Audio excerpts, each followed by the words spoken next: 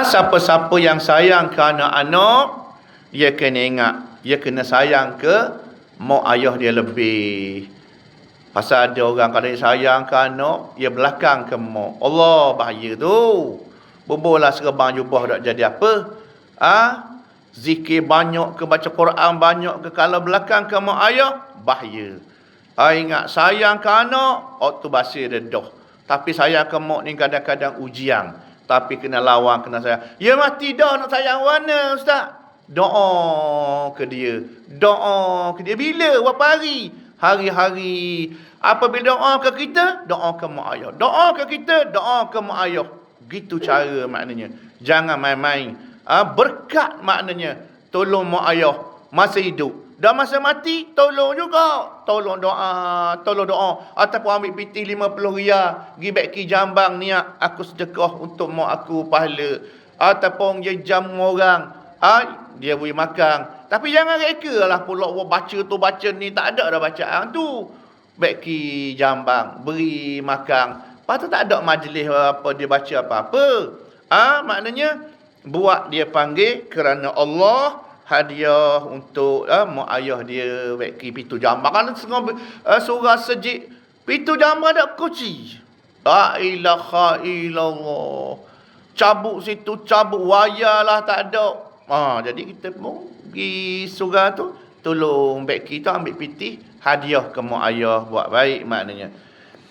Imam Muslim dan lain-lain meriwayatkan daripada Jabir radhiyallahu an bahawa dia berkata, yakni Jabir, aku mendengar Nabi sallallahu alaihi wasallam bersabda, inna bainar rajuli wa bainasyirki wal kufri tarkas salah. Maksudnya sesungguhnya kata Nabi, sesungguhnya kata Nabi, sempadan antara seseorang itu dengan syirik dan kafir ialah meninggalkan sembahyang. Besar. Cuma ulama-ulama jumhur ulama mentakwilkan hadis ni. Mentakwilkan hadis ni. Kalau tak takwil kafir-kafir ni. Kalau tak takwil tinggal mayat sekali pun kafir. Tetapi ulama-ulama jumhur ulama melihat kalau ambil zahir hadis, ya kadang-kadang orang, ya kafir-kafir orang, mudah-mudah kafir orang ni, ya baca dalil betul. Tetapi ya baca zahir. Bukan intipati maksud. Maksud daripada hadis tu. Hadis ni, ayat-ayat Quran dan hadis ni kadang-kadang kita baca melihat kepada zahir. Kalau tak bercanggah.